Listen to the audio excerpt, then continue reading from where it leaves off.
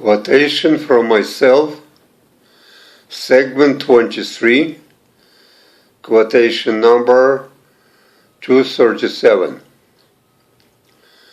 The classical poetry of the 18th and especially of 19th century could be compared to a well-organized park of words and ideas. Here are the flowers' words, there are the trees' thoughts.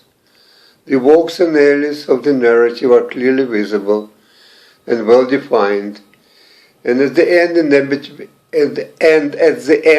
inevitably lead to an open space occupied by flower bed, fountain or sculpture, the final crowning conclusion. The visitor-reader can enter such a park with more or less clear expectations of what is awaiting for him, and without a fear of not finding his way out.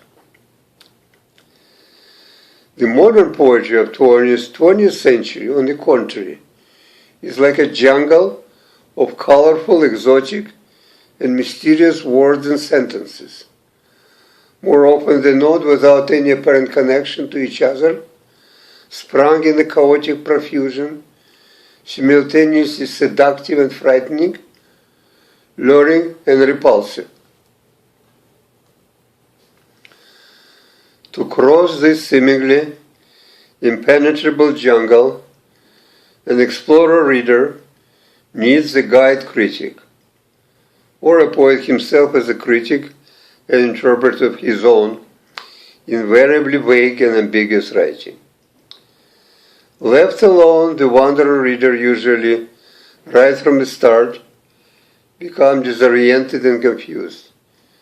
Very soon, if he has enough intellectual honesty and courage, he will have to admit that he is completely lost in this impassable forest of numerous words and multiple meanings, where the pathways are either invisible or leading nowhere, and ask for help.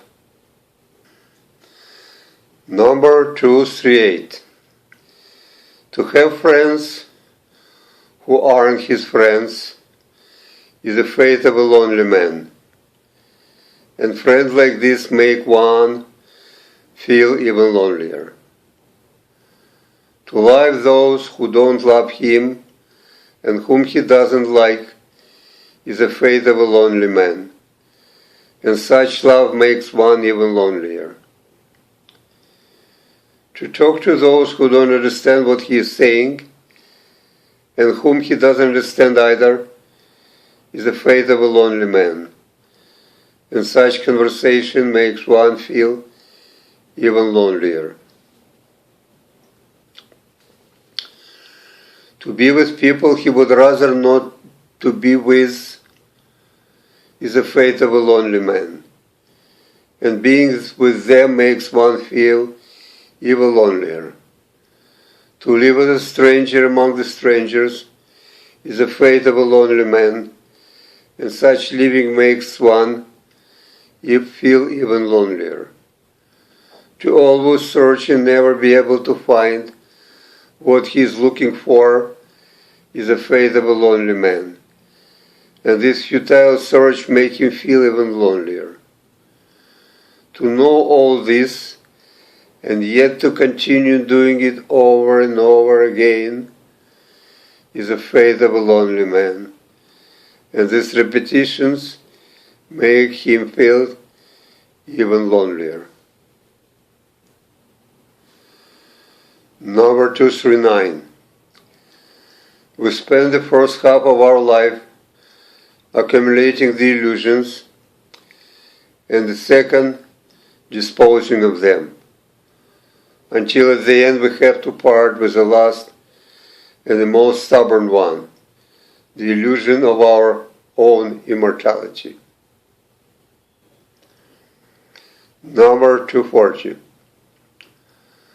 For some time now, capitalism has been responding, however half-heartedly, to the inherent in such a system problem of inequality, by trying and on rare occasion even if only for a short time succeeding, to make both the wolves and the sheep happy simultaneously, however contradictory their interests obviously are. Socialism, on the other hand, though till quite recently the solution to this problem lies in elimination, thought till quite recently that the solution to this problem lies in elimination of the wolves as a species altogether. But when and where this commendable goal has been accomplished, something strange and unexpected started to happen. Certain sheep, as if by the metamorphosis, began turning into wolves. And as these new wolves were being eliminated too, some of remaining sheep kept turning into other new wolves again and again. Eventually, this strange phenomena had to be accepted as an irrecoverable law of nature.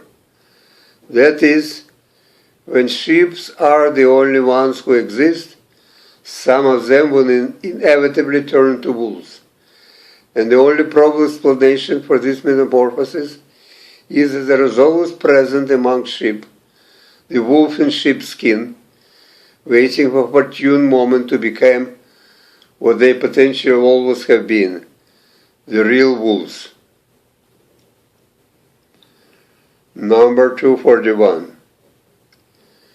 In your opinion, an evaluation of something is different from that of the others.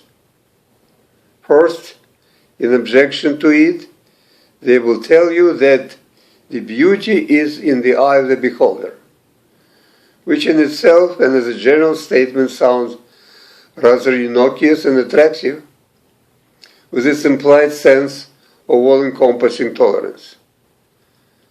But then they immediately proceed to bludgeon you with theirs, not so tolerant anymore arguments, all designed not only to prove that something is definitely wrong with your eyes, but also to force you to admit it and to accept their point of view as the only correct one.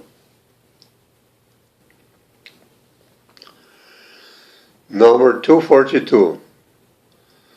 Freeing themselves from the constraints imposed by the rhyme and quite often sacrificing even the rhythm as a burdensome restriction on their creativity, the modern poets, unfortunately, as if throwing the baby out with the bath water, have discarded in the process of this liberation the organizing discipline provided by both. As a result, most of the modern poets tend to abuse this newly founded freedom by indulging into seemingly endless and unrestricted verbosity, characterized by a narcissistic preoccupation with dazzling words and gorgeous lines, which too often have no other apparent function but to say to the readers, "Look how beautiful and exquisite my sentiments and imagination are. Wouldn't you just love me for that?" And even if the poet succeed in seducing the reader into the adoration of such senses-numbing display of the verbal pyrotechnics, this love won't be a lasting one, since it lacks, as a family counselor would say nowadays, the most important element in human relations, communications. Because most of the reader, most of the time, and as difficult as it may be for many of them to admit, simply do not understand what the modern poet writes, which make communication virtually impossible. Number 243.